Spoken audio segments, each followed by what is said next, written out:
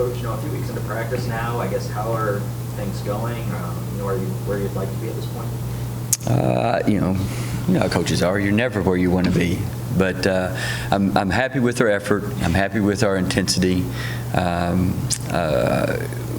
We're improving each day. We're having good practices. We're having good focus, and that's really all you can ask. We're at that point. I told a coaching friend of mine the other night, we're at that point where we need to play somebody else. We just need to play somebody else. We don't have everything polished up like we need to, but we're at that point where we'll learn more from playing against somebody else instead of ourselves and our practice guys who are phenomenal. But I like where we are right now, but we're ready to turn the lights on and play. What's been the best thing you've seen, and what do you think needs the most work at this point? Well, like the girls said, they know the right answer is defense. That's where we need the most work right now, and that's been from day one. They all like the style of play. They like what we do. They enjoy working hard and being good at that. But the hard part is being good on the other end of the floor. And that's still where we're working the most. And some of that's youth. We're still young. And some of that is just getting some experience, which kind of goes hand in hand. And that's why we need to play somebody else. We need to get some different experiences. We need to get some different film. We need to see some things exposed, if you will. And so we have a new fresh kind of approach to practice coming in, because now we see something that, even though you and I can see it, it's a whole lot more real when it happens for real. And I can tell you the bus is going to have a flat tire, but when the bus actually has a flat tire, then all of a sudden you realize it. So that's kind of where we are. With Alexis, like I kind of asked her, comes all the way from California here, and probably an adjustment in lifestyle. Like Hope said, she's learning a couple country songs. How did you see that, adjustment from her from the time she got here and where she's at now, and how did you even get here at Western to begin with? Yeah, we're a little further away from the beach than she was in Moreno Valley, but the one thing that the cool thing about sports, that's what everybody has in common. And so, Lex and I, when we were talking on the phone, the one thing that we really connected, we talked a lot about old NBA games and NBA players and WNBA teams and how they were. That was a thing that we shared, and so the differences weren't as important as the commonalities, and so that part was easy. She got here and just had to adjust to being in Kentucky and not in California, and that's a little bit easier when you got people around you that care, and not just about whether you're making turnovers or making threes. They care that making sure you're wearing your helmet when you ride your motorcycle, make sure you're going to class, make sure those are the things that are more important. And so I think once she got here and realized she was part of a bigger family, she's fine. And so really the thing that she wanted to be part of is a great basketball team. And she's part of that right now. We're putting this together. You guys are going out to California for a game this year. Mm-hmm. Does that help? Was that a part of the scheduling? Yeah, absolutely. Yeah, Jerry, Leanne knows, I try. One of the reasons we went to Italy, we originally started planning that trip so that we could get closer to Egypt so that Raneem and Miru's families could come and see them play. And then COVID happened and everything changed. But we always try to go play someplace for young ladies that are from farther than Monticello or Louisville, Kentucky, and so we try to play someplace so their families and friends can come see them play and meet their teammates. And so we do that when we're in Texas. Jalen and Gabby, we go see their families get to. So we're going to L.A. to play. So Lexi's high school teammates and friends and coaches and families, and we can see where she went to school, and they can come see her play. And Cal Baptist is also a really stinking good team. So it'll be a good matchup. It'll be a tough game. Good experience, and either way, on the court and off the court, it'll be a great experience. Just kind of sticking with Lexi, I guess, what's been her biggest area of growth, on the court since she's been here? What's more from her? Lexi is a basketball junkie, and she loves learning about basketball. And really the biggest challenge for Lexi, just to be honest, is her durability. you can see she's not the biggest person in the room. And so this game's a physical game. It's a fast game. We play a lot more games than you do in high school. And so just the wear and the tear on your body adds up. And that wears her down. And so really it's about learning how to do the right things for rest and recovery, and that more work isn't always better work, and learning how to prepare herself for the long haul and the marathon and not just the sprints. And so she's getting better in that area, and she's hungry to watch film, hungry to work on more skill development and improve her leadership ability. So she's going to get there. Right now it's just about understanding how to make yourself, put yourself in a position so you can play the long haul. Coach, you're one of only 7 teams in the nation without a senior.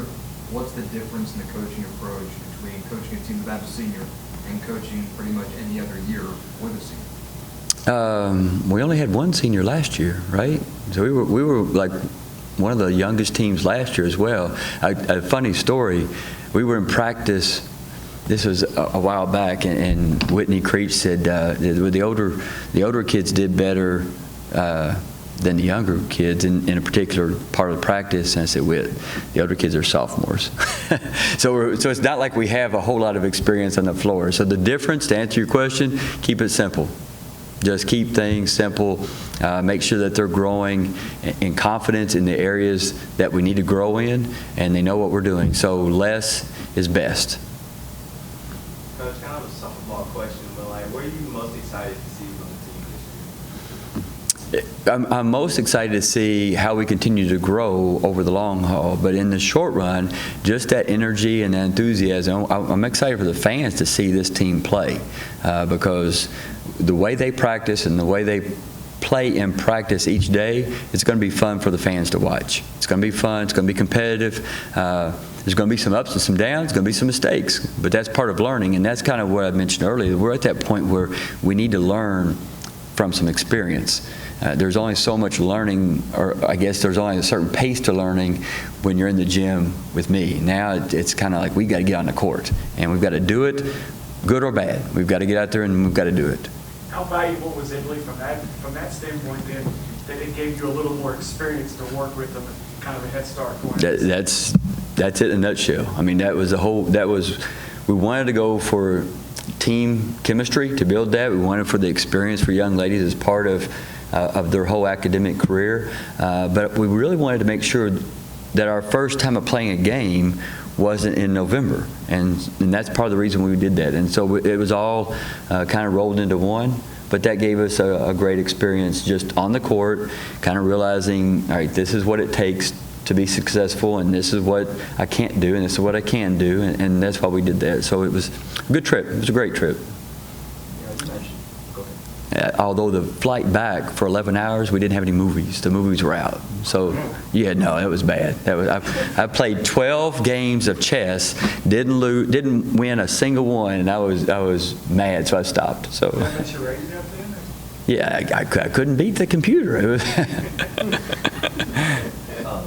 You mentioned Wes Creech. It seems like I remember going back to her senior year here. We'd come in here after games. She would say something, and you would come in and say pretty much the same thing. So it seemed like she was on a path to be working with you this whole time.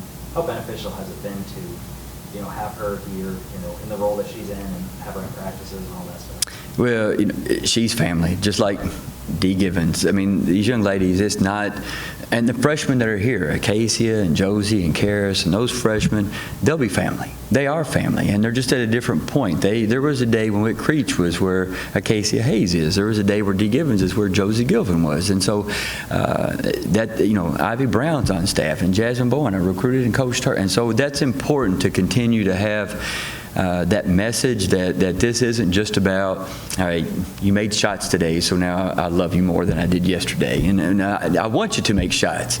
But it's more important. We were just talking before we started this about, Dee and I were talking about her job and her rehab and her car. And so there's more to it than just, you got to work on your footwork. That you got to work on your jump shot. That's part of it, but it's a bigger. And so it's great to have Whit and Dee here. It's great to have Chastity Gooch was back in the gym on Saturday, and so that's important to have those young ladies connected with the tradition and the history of Lady Topper basketball. Kind of sticking with your staff, Coach Johnson, I know we had talked about this a little bit the other day, but, watching her in practice, she, brings a lot, like, on the floor when you guys need someone out there, but, her experiences as well, playing professional basketball, playing college basketball. How did you get her here, and, how beneficial has she been? We the recruiting. She was coaching high school. We started recruiting one of her players, and then she changed high schools, and we were talking to her again, and then we had a position opened up, and it just seemed like a natural fit. And it was beyond. It wasn't even about. As a matter of fact, I told Coach Johnson, regardless of whether the player that she was, and the player's not here, regardless of whether the player came or not, I could care less. I would rather have Coach Johnson than the player, and so I won in that situation. By the way, she still has half a year of eligibility left. No, we do. Sometimes she practices just as a way to show the girls, because she understands the game at such a high level, and sometimes those light bulbs go off in the younger players' minds when they can see somebody do it at a different pace or see something different on the floor. So she provides a lot of experience, a lot of knowledge, a lot of maturity for the girls, and really it's something that they aspire to accomplish, something they aspire to be, and what she's already done, what she's already accomplished. And so it's great to have her on staff for a lot of reasons, but that's one of them. With Maya and Karis, those are the two, I believe, that weren't able to play in Italy because of injuries. I guess, how are they coming along, and do you think they'll be ready when the season starts? Yeah, Karis Allen is doing well. She's been practicing full speed. She's ready to go. Maya's making great progress. She's not completely released yet. She's not ready to go entirely yet, but she is participating, and we're anxiously looking forward to that day when she feels like she's good to go. So right now, everybody's moving in the right direction. As we get closer to the season, they all tend to get a little bit healthier. So when those lights start to come on, so that's a good thing. With Jalen Foster, seems like she really came on strong, especially at the end of the year. Seems like she's a player with tremendous upside too. What kind of growth have you seen from her, from the time that she got here up to this point? Yeah, Jalen, in our off season, really one of the challenges for Jalen. Well, I'll tell you a story. All right, I called Jalen one day and said, "Hey Jay, you're gonna be my running buddy. Like we're gonna get out and knock out a couple miles a few times a week, and you'll be my running buddy." And so, yes, coach. Okay, and we hung up. And so I thought that was, but then I found out later that she told her teammates, he thinks I'm not in very good shape. And so it wasn't as much about shape as getting, Jalen's young she's relatively new to playing basketball. She started later than most basketball players started, and really it's about helping her to understand you got to love the work and not just the games. You want to love the games, but you got to love doing the things that lead up to success, and not just the game time, and helping her to learn that. And so that helped her to kind of move down the road a little bit in that process. And so really I'm proud of it, that growth in her, and then the leadership, just trying to be a positive leader. She's always had a great competitive drive and spirit, just making sure that that's used in a positive direction with her team. She's competitive as anybody on the team, and so for her to continue to grow and learn in that direction, there's nothing but positive things that'll happen for our team with her. Were you in the DJ Diesel mosh pit? Actually, I was off to the side a little bit. I had my boys with me, and so they wanted to see Shaq. And one of them asked who was better between Shaq or Michael Jordan. I said, well, today it's Shaq. And so said, we're not going to get in that conversation. But we had the players enjoyed it, had a lot of fun. I saw that mosh pit, like, no, not getting in the middle of that thing. Anything else?